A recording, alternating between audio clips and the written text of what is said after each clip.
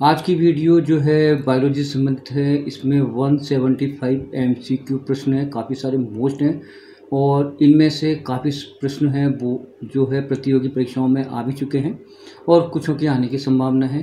तो इस वीडियो में हम केवल 50+ प्रश्न लेंगे, यानी कि कुल मिलाकर के इसकी 4 वीडियो है। ये पहली वीडियो है, तो पहली वीडियो में 50+ प्रश्न है और कौन कौन से प्रश्न हैं वो आपको आगे मालूम चलेगा। तो आज का जो पहला प्रश्न है वो इस प्रकार है बेटा। पहला प्रश्न है, जीव विज्ञान का पिता तथा जंतु विज्ञान का जनक किसे कहा जाता है? तो जीव विज्ञान के जो पिता और जंतु विज्ञान के जो जनक हैं वो हैं आपके अरस्तु। अरस्तु को कहा जाता है।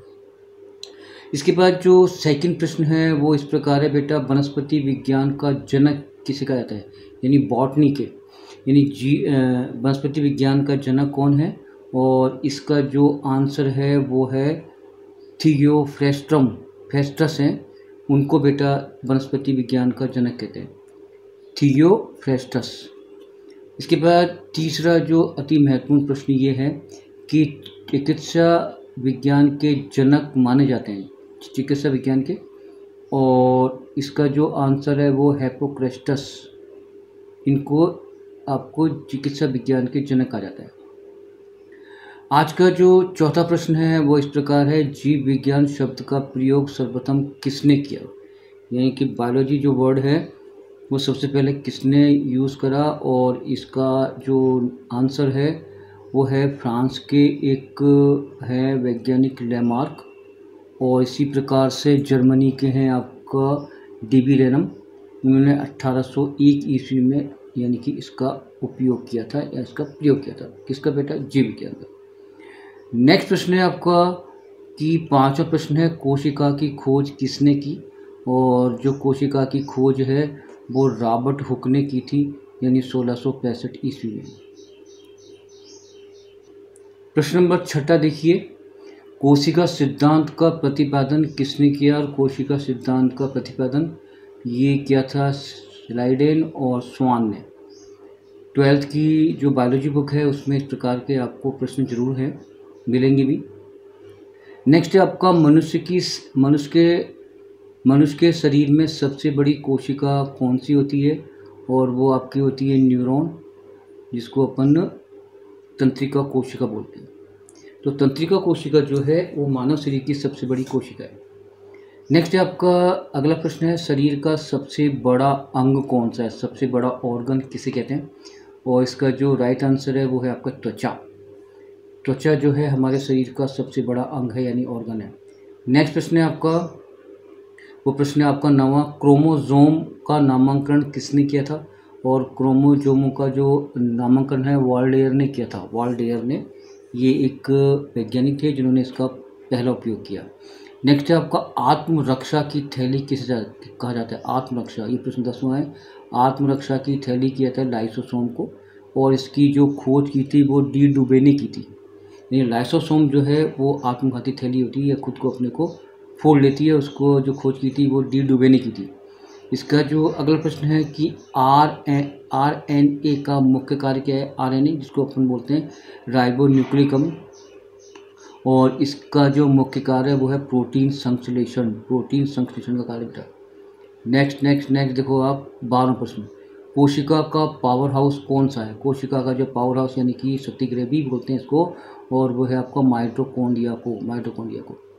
नेक्स्ट है आपका अगला प्रश्न देखो, प्रश्न नंबर है आपका 13वां, और प्रश्न ये है, कोशिका का ईंधन किसे कहा जाता है? ईंधन यानी एनर्जी मिलती है, और वो होती है कार्बोहाइड्रेट, जिसको अपन ग्लूकोज भी बोलते हैं। यानी कार्बोहाइड्रेट का यूज़ करने से या ग्लूकोज का यूज़ करने से हमें एनर्जी मिलती है। नेक्स्ट देखो, प्रश्न नंबर आपका देखो 14 है, प्रोटीन संश्लेषण की क्रिया होती है। प्रोटीन संश्लेषण की क्रिया राइबोसोम में होती है बेटा, ठीक है। इसके बाद नेक्स्ट प्रश्न है, केंद्रक की खोज किसने की? ये 15 प्रश्न है, और केंद्रक की खोज की थी रॉबर्ट ब्राउन ने की थी, ठीक है। ये अभी 15 हुए हैं, अभी और बाकी हैं। प्रश्न नंबर 16 देखो, डीएनए का डबल हेलिक्स मॉडल को किसने बनाया था? और वो वॉटसन और क्रिक ने बनाया था, और बनाया था 1953 ईस्वी में। नेक्स्ट है आपका प्रश्न नंबर आपका 17, क्रोमोसोम यानी गुणसूत्र बना होता है और वो डीएनए एवं प्रोटीन का बना होता है। इसके बाद नेक्स्ट प्रश्न है आपका 18वां, मनुष्य में क्रोमोसोम की संख्या होती है, जो मनुष्य है उसमें क्रोमोसोम कितने होते हैं, यानी कितने होते हैं, गुणसूत्र 46 होते हैं, लेकिन जोड़े होते हैं 23, मेल में भी एंड फीमेल में भी, लेकिन मेल फीमेल में 22 जोड़े समान होते हैं, लेकिन 23वां जोड़ा अलग होता है। नेक्स्ट आता है आपका प्रश्न नंबर 19, मानव त्वचा की ऊपर की परत कहलाती है, जो हमारे सबसे ऊपर की परत है उसे क्या बोलते हैं, एपिडर्मिस। यस। अब नेक्स्ट आओ प्रश्न नंबर 20, यह है ऊतकों का अध्ययन किया जाता है, यानी ऊतक किस विज्ञान की शाखा में इसका अध्ययन करते हैं, और वह हिस्टोटोलॉजी के अंतर्गत इस प्रकार का अध्ययन किया जाता है। नेक्स्ट आते हैं प्रश्न नंबर 21, मानव का वैज्ञानिक नाम है, उसका नाम है हीमो सेपियंस, ये मनुष्य का वैज्ञानिक नाम है। नेक्स्ट आता है आपका अगला प्रश्न नंबर 22 होगा, शरीर में भोजन का पाचन आरंभ होता है, कहाँ से शुरू होता है, वो होता है आपका मुंह से, यानी सबसे पहले स्टार्टिंग होता है मुंह से, लेकिन पूर्ण रूप से नहीं पता है, स्टार्टिंग हो जाती है। प्रश्न नंबर 23 देखो, इसके बाद ये है कि पचे हुए भोजन का अवशोषण कहाँ होता है, जब भोजन पच जाता है तो उसमें से पोषक तत्वों का अवशोषण होता है बेटा छोटी आंत में, यानी स्मॉल इंटेस्टाइन में।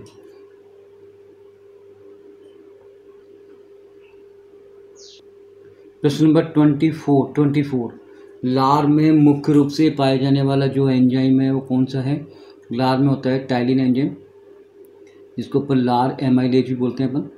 उसके बाद नेक्स्ट प्रश्न आता है 25, मनुष्य में प्रतिदिन लार स्थापित होती है, यानी मनुष्य में एक दिन में कितनी लार उसके मुंह से निकलती है, और वो है 1.5 लीटर, और इसकी जो प्रगति होती है वो कैसी होती है बेटा, इसकी प्रगति होती है क्षार की है। नेक्स्ट प्रश्न है आपका 26, लार का पीएच मान कितना होता है, और लार का पीएच मान होता है 6.5, ये अम्लीय प्रकृति की होती है। नेक्स्ट आता है अगला प्रश्न, देखो अगला प्रश्न 27, रक्त को फाड़ने का या थक्का बनाने का कार्य करता है, और वो होता है आपका रेनिन होता है, वो फाड़ने और थक्का बनाने का काम करता है। नेक्स्ट है आपका अगला प्रश्न है 28, पित्त का निर्माण कहाँ होता है, और पित्त का निर्माण होता है यकृत में। नेक्स्ट देखो अगला प्रश्न है 29, मानव शरीर की सबसे बड़ी ग्रंथि है, और वो यकृत ग्रंथि बेटा। इसके बाद नेक्स्ट प्रश्न है आपका 13, मानव शरीर की दूसरी सबसे बड़ी ग्रंथि कौन सी है, और वो ग्रंथि आपका अग्नाशय है। नेक्स्ट है आप 31 देखो, वसा को पचाने में कौन सा एंजाइम सहायक है, और वो है लाइपेज। इसके बाद नेक्स्ट प्रश्न है आपका 32, प्रोटीन का पाचन एवं प्रोटीन को अमीनो अम्ल में बदलता है, और वो होता है ट्रिप्सिन एंजाइम। नेक्स्ट है आपका 33 प्रश्न, अगले पेज पर है वो। प्रश्न नंबर 33 है, शर्करा को ग्लूकोज में बदलता है, शर्करा को ग्लूकोज में बदलता है, कौन सा एंजाइम बदलता है, और वो होता है आपका माल्टोज एंजाइम।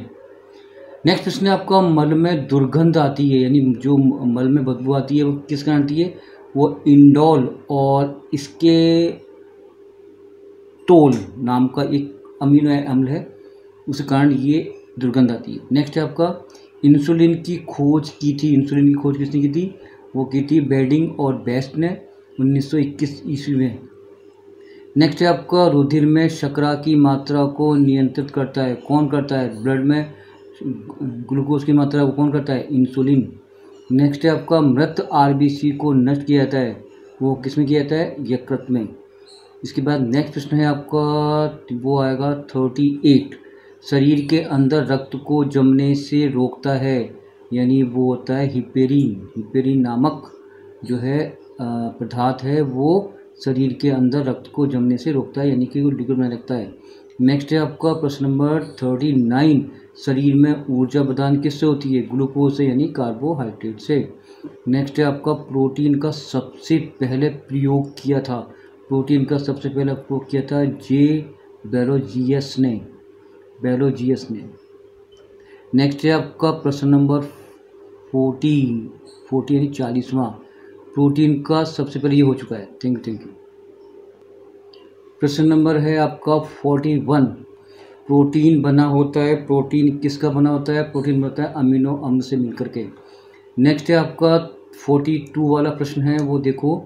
प्रश्न ये है कि बच्चों में क्वासिक्योर और मेरस्मस रोग की बीमारी होती है, यानी बच्चे सूख जाते हैं और पेट बड़ा हो जाता है। तो इस प्रकार का रोग आपका क्वासिक्योर या कहता है मेरस्मस, और वो प्रोटीन कमी से होता है।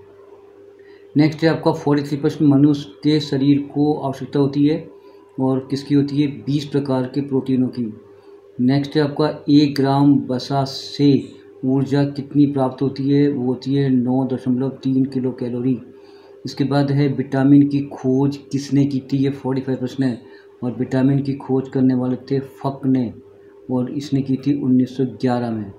नेक्स्ट है आपका विटामिन ए और बी की खोज किसने की?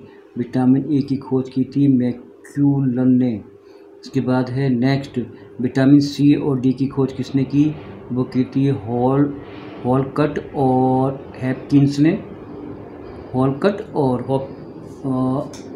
ने। हॉपकिंस ने। नेक्स्ट है आपका प्रश्न नंबर आएगा 48। जल में घुलनशील विटामिन है, यानी जल में कौन घुलता है? कौन सा विटामिन? विटामिन बी और सी बेटा, ये आपके घुल जाते हैं जल में। नेक्स्ट है आपका वसा में घुलनशील विटामिन है, वसा में कौन घुलता है? और कौन सा विटामिन? विटामिन ए, डी, ई और के, ये 4 एंजाइम है जो वसा में घुल जाते हैं। तो ये इस प्रकार से आज के कुछ महत्वपूर्ण प्रश्न थे। अगले वीडियो में लेकर के आएंगे अगले 50 प्रश्न, 4 पार्ट है इसके। धन्यवाद।